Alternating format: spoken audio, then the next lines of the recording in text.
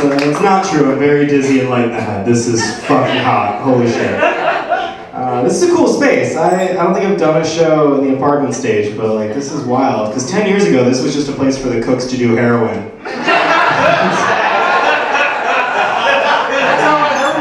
Yeah. And they didn't change much. They just added the gorilla painting. But like whatever. Fucking sweet. It was cool. I love that says it's 62 degrees, like it's mocking us the entire show. It's good to be here. You guys still in it? Still have some energy? Yeah! Oh, that makes one of us. That's great. Cool. I'm gonna rely on you guys a lot, so if you think it's coming from me, it's not. I had a very cool moment after a show a few weeks ago. Someone who comes to a lot of comedy shows, they were talking to me after all the comics were done, and we were just chit-chatting, catching up, and at the end of our conversation, they came out to me. They were like, hey Logan, I just want to let you know, like, we've known each other for years. I'm going to be transitioning to become a woman. I've always felt like a woman. I'm going to start presenting soon, and it would mean a lot to me if you would just call me Sarah going forward. And I was like, of course, not a problem. I will call you Sarah. That's great. Congratulations. And it was exciting because it was nice for her because she was able to be vulnerable with someone she's known for years, who she thinks really cares about her. And it was exciting and thrilling for me because before that moment, I had forgotten her name. And you don't get that opportunity too often. How was everybody's pandemic? You guys have a good pandemic? Yeah? All right. It's cool doing this again. It's cool doing late night shows in packed rooms where there's no ventilation. Miss that. Remember a couple years ago, we were so fucked. No, don't worry. Polio's coming back though. I don't think we catch polio this way. A couple years ago, this would be outlawed. You guys remember when there was like a curfew? Couldn't do anything after 10 p.m.? Except the law was written in a way that I really like. Like we couldn't do anything after 10 unless we were working, there was an emergency, or we were picking up food. I love that. I want that to make its way into more laws. Like I hope there's more laws that we can break in the future if we're just a little bit hungry. Like I'd love to get pulled over on Madison and be like, officer, you're right, I was speeding, but as you can see, I was headed toward Mars Bar. It's 2 a.m. You can smell alcohol in my breath, so you know that's where I was going. Are we good? We're good, right? I went through a breakup during the pandemic. Anyone else? Any pandemic breakups? Ooh, just don't boo that. What? Don't make me feel worse. Holy shit. Oh, you got it? Yeah? What happened? Oh, God. If your buddy wants to tell the story, that's cool too. I'll take that. She stabbed you? You got the scar? I want to see the scar. Over here. Wait, why'd you check? You got multiple stabbings? Okay. Yeah, I did the breakup thing too, I get it. Why'd she stab you? What did you do? I was making paninis and Bullshit! Oh, fucking way she stabbed you because you were a good cook. Were you making paninis for someone else? No, I was just drunk and she didn't like that. She didn't like that you were drunk sandwich making? Yeah, that's bullshit. I wish you didn't have to get stabbed for it, but yeah, you lucked out. You don't need that in your life. Drunk sandwiches are 90% of my sustenance. Okay? Oh god. I went through a breakup during the pandemic. I found out that my girlfriend of 2 years was cheating on me in the middle of the pandemic. Like, I wasn't even shaking hands with other people at the time. And like, everyone was so jaded, like we were all just mixed up because of everything going on with COVID. My first question was, well, was it at least somebody in our bubble? It was. It sucks.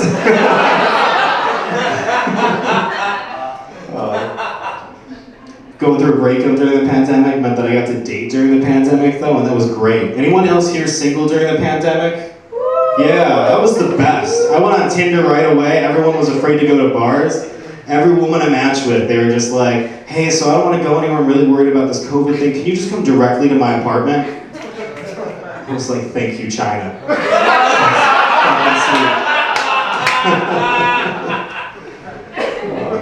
I was seeing someone toward the last couple months of like everyone getting worried about vaccines and things, and she like refused to get vaccinated. Spent a couple months dating an anti-vaxxer, and I tried talking to her about it, and I was like, hey, why won't you get the vaccine again?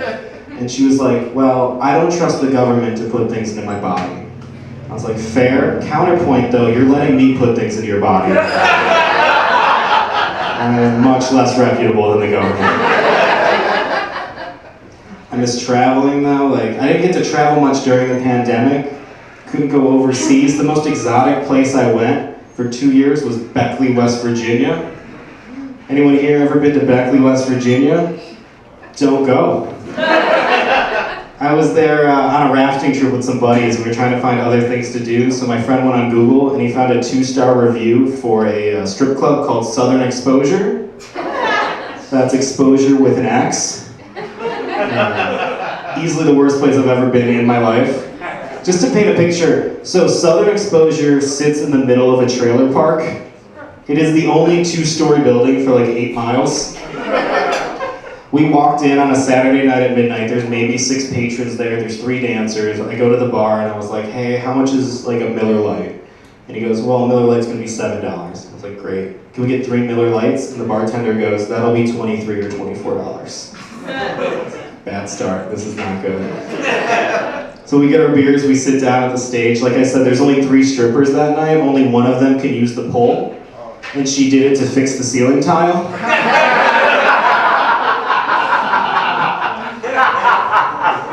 They all had like the same dance move. They would get to the edge of the stage and just get on all fours and hump the ground, but their stomach would hit the ground before anything else. It was audible. You ever like shake out a rug? That noise.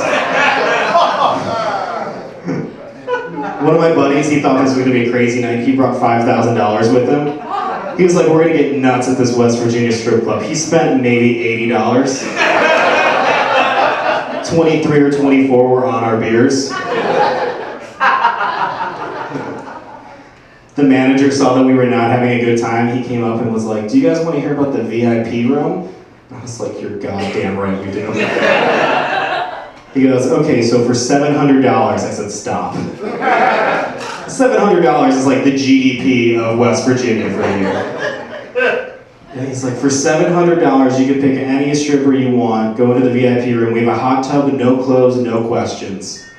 And I was like, I would pay $700 to forget this place existed. My buddy with all the cash, he came up and he was just like, what if all 3 of us want to go? And he went, well, that will be $2,300 or $2,400. It's good to be traveling again, going to real places. Anyone here go on like any summer vacations? You guys just saved your money for this hot ass show? No one? You guys don't travel? Stabbing guy, did you do anything? Yeah? What'd you do in California? Drugs. Hell yeah. I thought you were gonna say you got stabbed. Motherfucker. I went to, I went to Costa Rica. I travel a lot, like that's my thing. I don't have like a real personality, so I just travel.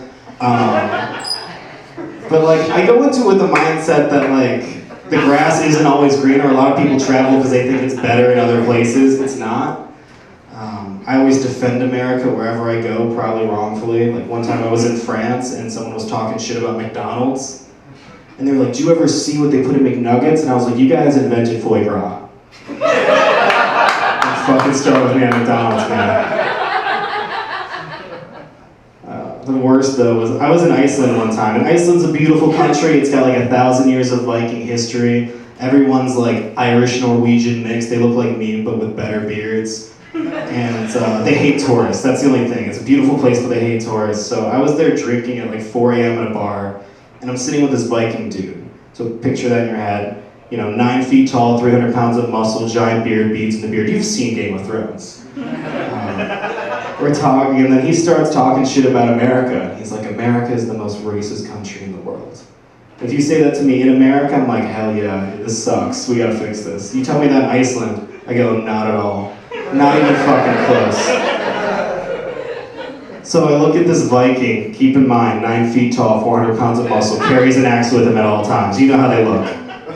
And I was like, no man, Iceland is more racist than America. And he was like, what do you mean? I was like, well, Iceland doesn't have other races. And that's true. The biggest racial minority in Iceland is their 8,000 Polish people. Do you know how insane that is? When your biggest minority is the Polish, and you have less than Parma, Ohio? Here's how not diverse Iceland is. They have a dating app that people use just to make sure that the person they're about to fuck isn't their cousin. The only other place in the world I have seen this app used outside of Iceland is at Southern Exposure in Beckley, West Virginia. All right, my name is Logan Rishaw. You've all been great. Keep going for your host.